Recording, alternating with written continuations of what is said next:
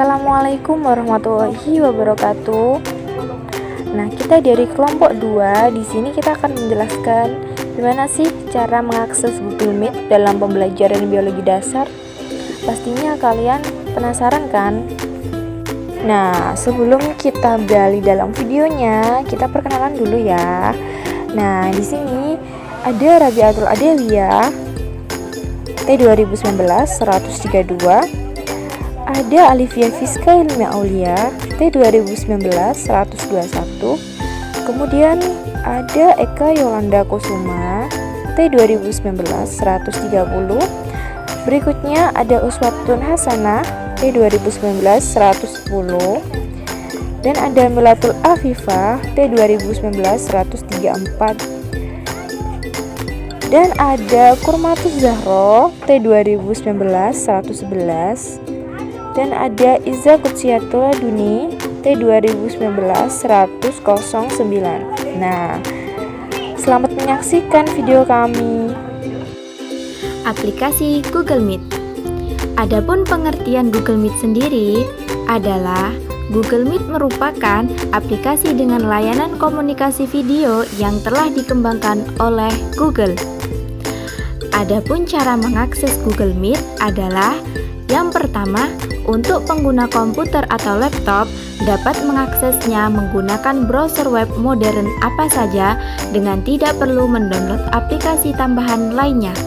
Yang kedua, untuk pengguna ponsel dan tablet dapat mengaksesnya dengan mendownload aplikasi seluler Google Meet dari Google Play atau App Store. Selanjutnya, untuk memulai rapat video adalah dengan cara yang pertama, buat rapat baru dengan login ke akun Google atau dengan daftar gratis. Yang kedua, untuk mengundang orang lain ke rapat, kirimkan link atau kode rapat kepada siapa saja yang Anda inginkan untuk bergabung. Dan yang ketiga adalah bergabung ke rapat dengan mengetuk link rapat undangan, lalu masukkan kode rapat dari penyelenggara. Nah, kita mulai saja ya untuk prakteknya. Karena kita sekarang menggunakan laptop, jadi kita beralih ke Chrome dan kita klik Google Meet. Lah, nanti kita pilih yang bagian atas. Nah, kita lihat dulu nih akun Google kita apa sudah terdaftar apa belum. Nah, kita klik rapat baru, mulai rapat instan. Nah, ini adalah nanti gambar yang akan muncul di layar laptop kalian. Di sini nanti ada berbagai menu tombol ya. Ini untuk tombol video, mikrofon, dan tombol-tombol lainnya seperti papan tulis, dan kalian bisa melakukan pengaturan. Ini ada telerapat, ada beberapa orang yang masuk. Ini ada pesan dalam panggilan. Nah, selanjutnya kita bisa kirim link Google Meet ini lewat Gmail, ataupun kalian juga bisa mengirim link Google Meet ini lewat WA Web.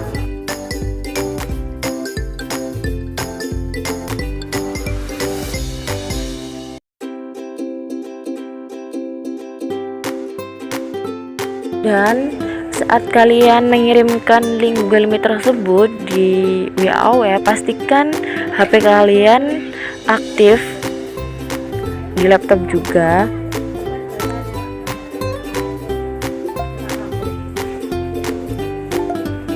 Nah, ini kita sambil menunggu teman-teman yang mau masuk di Google Meet ini. Nah, sambil menunggu, nantinya di sini kita akan menjelaskan tentang materi biologi dasar di sini. Nah, ini sudah banyak yang masuk, jadi kita mulai saja penjelasan biologi dasar. Assalamualaikum warahmatullahi wabarakatuh. Waalaikumsalam Warahmatullahi wabarakatuh. Selamat pagi semuanya, tetap semangat ya. Ya. Pagi. Siapa tadi malam yang sudah belajar? Saya. saya, Bu. Saya, Bu. Usahakan belajar terlebih dahulu ya sebelum materi dijelaskan. Nah, materi hari ini tentang struktur dan fungsi jaringan hewan. Sebelum masuk ke materi, mari kita ingat materi sel kemarin, karena materi sel dan jaringan ini ada keterkaitan. Oke, kita ingat dulu ya materi selnya. Setiap sel itu kan memiliki struktur yang bervariasi. Nah, ukurannya itu mencerminkan fungsi yang dilakukan sel yang bersangkutan tadi. Semua fungsi sel hidup yang bersel satu itu dilakukan oleh sel tunggal tersebut. Nah, berbeda nih dengan yang organisel yang bersel banyak, karena sel banyak itu tidak dapat bekerja sendiri. Sel banyak, karena sel banyak itu tidak dapat bekerja sendiri. Dia membutuhkan sel lain untuk bekerja. Bisa seperti interaksi, bekerja sama. Nah, interaksi dan kerjasama ini menyebabkan organisme sel tadi bisa mempertahankan hidupnya. Jadi, sel-sel yang mempunyai fungsi dan bentuk yang sama itu akan berkelompok. Berkelompoknya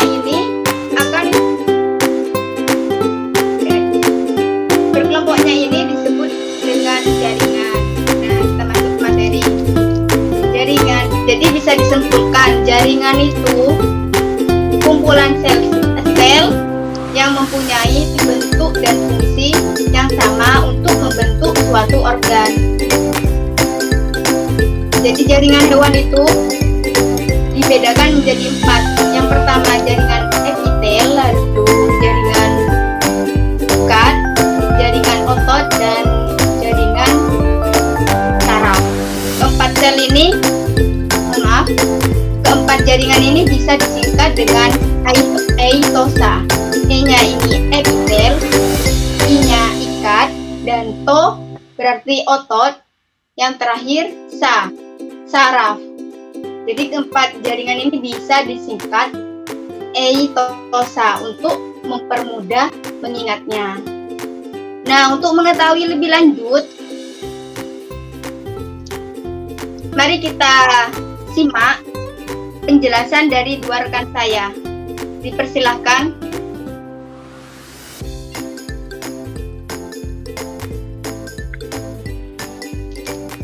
Di sini saya akan melanjutkan dari penjelasan Mbak Uur tentang jaringan. Jaringan itu ada 4. Yang pertama jaringan epitel. Jaringan epitel merupakan jaringan penutup permukaan tubuh, baik permukaan tubuh sebelah luar maupun sebelah dalam. Ciri dan sifat epitel ini itu ada 4, yaitu disusun oleh sel-sel dan molekul ekstraseluler, bentuk bervariasi bergantung pada fungsi dan letak,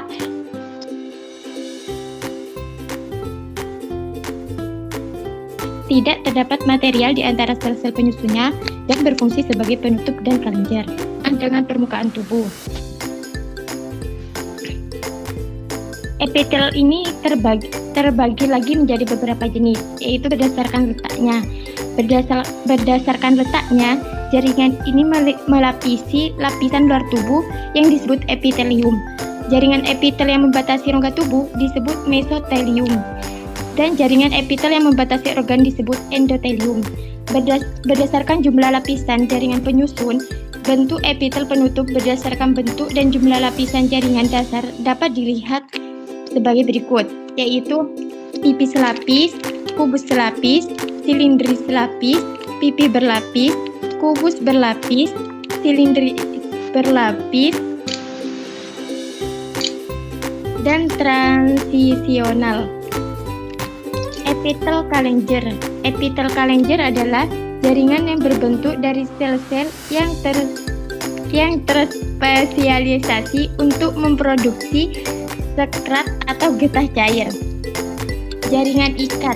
Yang kedua, jaringan ikat, yaitu jaringan yang berfungsi untuk mengikat dan menyokong jaringan lain.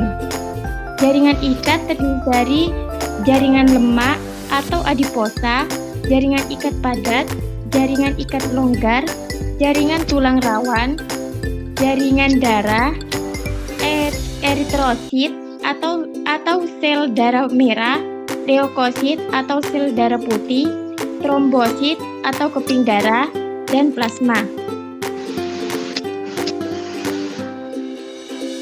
Sudah penjelasan dari saya, mungkin bisa dilanjut ke ketiga.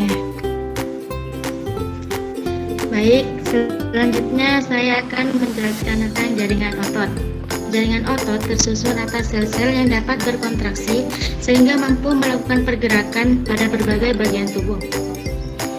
Sel otot ini mengandung protein kontraktif yang disebut dengan myofibril, yang mana myofibril ini tersusun dari aktin dan myosin, serta dikelilingi oleh suatu lapisan yang disebut sebagai sarkolema. Jaringan otot ini dibagi menjadi tiga. Yang pertama, otot lurik. Otot lurik ini disebut juga sebagai otot rangka, yaitu sejenis otot yang menempel pada rangka bagian tubuh dan digunakan untuk pergerakan. Ciri-cirinya adalah berbentuk silindris, memanjang dan berinti sel banyak, bergerak dalam waktu cepat dan cepat lelah. Fungsi dari otot lurik ini adalah sebagai alat gerak aktif. Yang kedua, ada otot polos.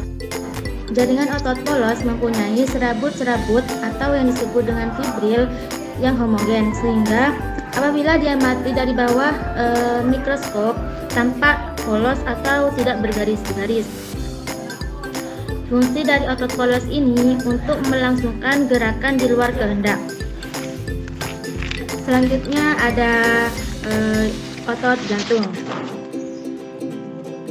Jaringan otot ini hanya terdapat pada lapisan tengah dinding jantung. Fungsi otot jantung adalah untuk memompa darah ke luar jantung.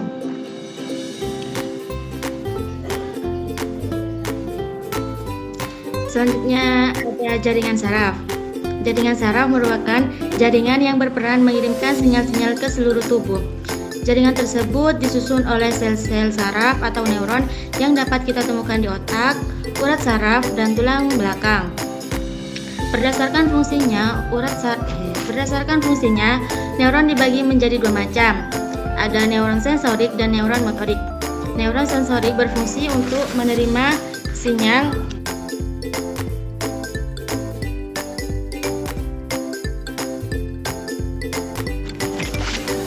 dari lingkungan dan mengirim ke saraf pusat, yakni otak atau susunan. Sedangkan neuron motorik berfungsi untuk mengirim sinyal ke saraf pusat dari saraf pusat menuju organ lainnya di dalam tubuh. Sekian materi dari kami, kurang lebihnya kami mohon maaf. Assalamualaikum warahmatullahi wabarakatuh.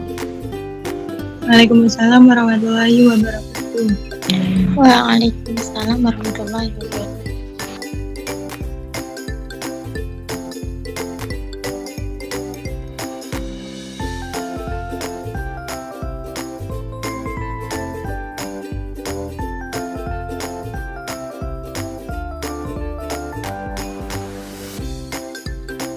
Thank you for watching this video guys. Sampai jumpa di video selanjutnya. Bye bye. Assalamualaikum warahmatullahi wabarakatuh.